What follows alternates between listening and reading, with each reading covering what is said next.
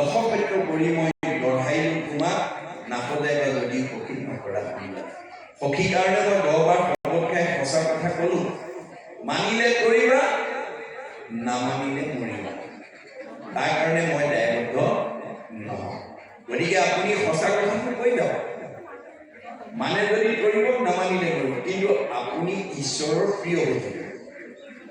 আপুনি যদি মোৰ পৰিয়াল নহয় বংশ নহয় সমাজৰ মানুহ নহয় জাতিৰ নহয় ধৰ্ম নহয় ইত্যাদি ভাবি লৈ পেলাই চকুৰ আগত কৰা ভুলটো দেখি যদি নোকোৱাকৈ যায় তেতিয়া আপুনি তাত অংশীদাৰ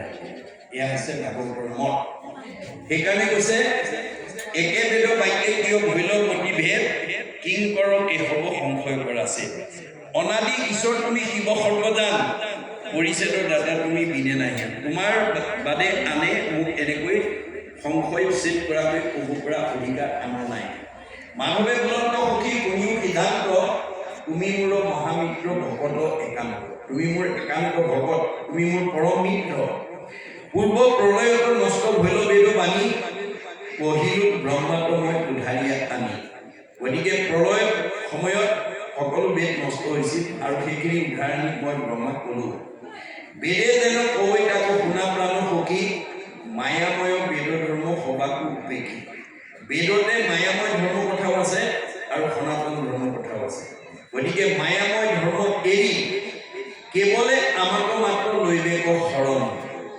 হুইবে কৰ্ম ফলতে তেৱেহে গ্ৰহণ গতিকে তুমি অন্য সব বাদ একমাত্ৰ মোক আশ্ৰয় ল'বা যে মান প্ৰকদন্তে মায়া মেতাম তৰন্তিতে মই পোহৰ মোৰ কাষলৈ যেতিয়ালৈকে নাহিবা তেতিয়ালৈকে মোৰ সৃষ্ট দুখ দুৰ্গতি মায়াৰ পৰা তুমি মুক্ত হ'ব নোৱাৰিবা মই বিনে বেদে কিছু আনন্দ খানে চাৰিও বেদৰ তত্ত্ব অৰ্থ এই মানে বেদে কেৱল মোৰ কথাই কৈ আছে চাৰি বেদৰ ৰামায়ণ পুৰাণ ভাৰত হৰিকেহে কৈ মাত্ৰ সমস্ত শাস্ত্ৰ শ্ৰুতি স্মৃতি পুৰাণেষু ৰাম নাম ইদম স্মৃত নাগ পৰতম পুণ্যম ত্ৰিশু লোকেষু বিদ্যতে জপত সৰ্ববেদাংশ সৰ্বমন্ত্ৰাংশ পাৰ্বতী তস্মা কৌটি গুণম পুণ্যম ৰাম নামক কেৱল তপজপ জাগ্ৰত হুণ্ডত কৰাতকৈ কলি এবাৰ ভগৱানৰ নাম উচ্চাৰণ কৰিলে শতকোটি তীৰ্থ যজ্ঞৰ ফল ঠাউতে আমি পাব পাৰোঁ ইমান সাৰ্বজনীন ইমান সনাতন ইমান সহজলভ্য ধৰ্ম মহাপুৰুষে আমাক দিছে গতিকে আন ধৰ্ম কৰি প্ৰাণী হিংসা কৰিলে মানে আমাৰ আন ধৰ্ম কি হৈছে বড়ৈ নানা হিংসা ধৰ্ম নানা দেৱ পূজৈ পুণ্য ক্ষয় ভৈলে জোনাই নৰকত মজৈ যে আমি আন ধৰ্ম আচৰণৰ জৰিয়তে প্ৰাণী হিংসা কৰি ঈশ্বৰক পূজা কৰি ধৰ্ম আচৰণ কৰিব পাৰি তাতো আমাৰ পুণ্য হ'ব কিন্তু সেইটো পুণ্যই আমাৰ জীৱনটো কলৈকে নিব স্বৰ্গলৈকে নিব স্বৰ্গত গৈ আৰু প্ৰাণী হিংসা কৰি কৰা ধৰ্মৰ পুণ্যই আমাক স্বৰ্গলৈকে নিব পাৰিব আৰু স্বৰ্গত সেই পুণ্যবিলাক ভোগ কৰাৰ পিছত আকৌ পুনৰ প্ৰত্যাহাৰ কৰি পৃথিৱীলৈ পঠাই দিব সেইকাৰণে ভাগৱতত কৈছে কৰৈ নানা হিংসা ধৰ্ম নানা দেৱ পূজৈ পুণ্য ক্ষয় ভৈলে দুনাই নৰকত নজয় পুণ্যখিনি খাই শেষ হোৱাৰ পিছত পুনৰ আকৌ